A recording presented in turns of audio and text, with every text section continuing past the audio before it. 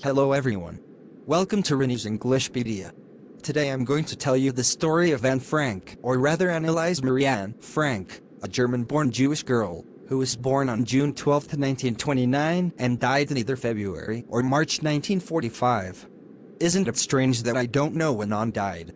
Oh, I'm so sorry, I did not introduce myself. I'm Otto Frank, father of Anne, who was a Nazi Holocaust victim. I married Anne's mother when she was 25 and I was 36. My elder daughter, Margot, was born in Frankfurt in Germany in 1926, and then Anne was born 3 years later on June 12, 1929. When the Nazis gained power in Germany, my wife and I migrated to Amsterdam in Holland in September 1933, leaving Margot and Anne with their grandmother. Margot came to Holland in December that very same year, and Anne joined us the following year in February. During the German occupation of the Netherlands in World War II, when the persecutions against the Jewish population increased, we went into hiding in July 1942 with 4 of our friends in hidden rooms in my own office building, but 2 years later we were betrayed and transported to the concentration camp system. It was in the concentration camp of Bergen-Belsen that Anne died of typhus, just a few days after her sister Margot. The sole survivor of the group, I returned after the war ended, to find that Anne's diary had been saved. I had given this diary to Anne for her 13th birthday, and it chronicles the events of her life from June 12, 1942 until its final entry of August 1, 1944, when we were arrested. Convinced that it was a unique record of an intimate examination of daily life under Nazi occupation, I took action to get it published in English under the name The Diary of a Young Girl.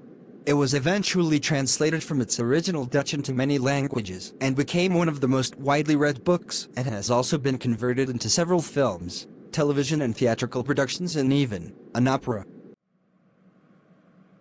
Hello everyone. I'm Anne Frank, and these are the recollections of my life which I recorded in my diary. I have named my diary Kitty because this diary is going to be my best friend. Cute name, isn't it? Writing in a diary is a really strange experience for me. I've never written anything before. And why would anyone be interested in the musings of a 13-year-old schoolgirl? Oh well, it doesn't matter. I feel like writing, and I have an even greater need to get all kinds of things off my chest. Moreover, paper has more patience than people. And, although I have many friends and a very loving family, I cannot share my innermost secret thoughts and feelings with anyone. So let me start by introducing my family. My father's name is Otto Frank, and he is the most adorable father in the world. He met and married my mother, Edith Hollander Frank, when he was 36 and she was 25. My sister, Margot, was born in 1926, and I was born 3 years later on June 12, 1929. My father left my sister and me with my grandmother when they emigrated to Amsterdam in September of 1933. Margot joined them in December, and I followed 2 months later when I was plunked down on the table as a birthday present for Margot. Immediately after, I joined the Montessori nursery school and stayed there until I was 6, at which time I started in the first form. In the 6th form my teacher was Mrs. Kupras, the headmistress. At the end of the year we were both in tears as we said a heartbreaking farewell. In the summer of 1941, Grandma fell ill and had to have an operation. So my birthday passed with little celebration. Grandma died in January 1942, and this year's birthday celebration was intended to make up for the other, and Grandma's candle was lit along with the rest. No one knows how often I think of her and still love her. Well, that brings me to the present date, June 20, 1942.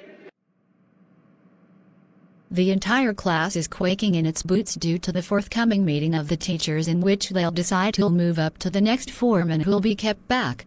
Half the class is making bets, and some students have staked their entire holiday savings on their bet.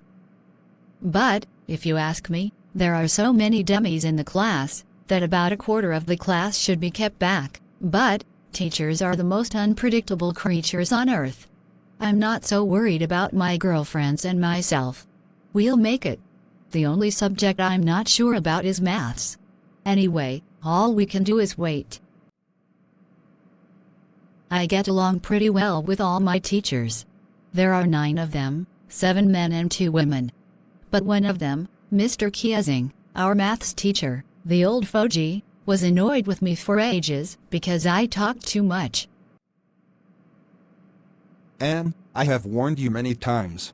Now, as punishment, I'm assigning you extra homework, an essay on the subject, a chatterbox. A chatterbox. What can you write about that? I thought, and suddenly I had an idea. I wrote the 3 pages assigned by Mr. Kiesing and argued that talking is a student's trait, but I would do my best to keep it under control, and also that, however much I tried, I would never be able to cure myself of the habit since my mother talked as much as I did, if not more, and that there is not much you can do about inherited traits. Anne, you are incorrigible, and because you cannot stop talking, you will now write an essay on an incorrigible chatterbox. An incorrigible chatterbox? Anne, even after doing extra work twice, you haven't stopped talking. I've had enough. Now, as punishment for talking in class, write an essay titled, "Quack, Quack, Quack," said Mistress Chatterbox. Quack, quack, quack, said Mistress Chatterbox. Oh, San, what will I do now? I've exhausted my ingenuity on the topic of chatterboxes. Don't worry. I'll help you to write the essay from beginning to end in verse. Mr. Kiesing is trying to play a joke on me with this ridiculous subject, but I'll make sure the joke is on him. So, Anne, have you written your essay? What is it about? It is about a mother duck and a father swan with 3 baby ducklings who are bitten to death by the father because they quacked too much. Oh, Anne, what am I supposed to do about you? This poem is so beautiful and funny. I'm going to read it to other classes as well. Since then, I've been allowed to talk and haven't been assigned any extra homework. On the contrary, Mr. Kiesing's always making jokes these days. I hope that you liked my story in this video. Please do not forget to like, share and subscribe to Renu's Englishpedia and to press the bell button for further notifications.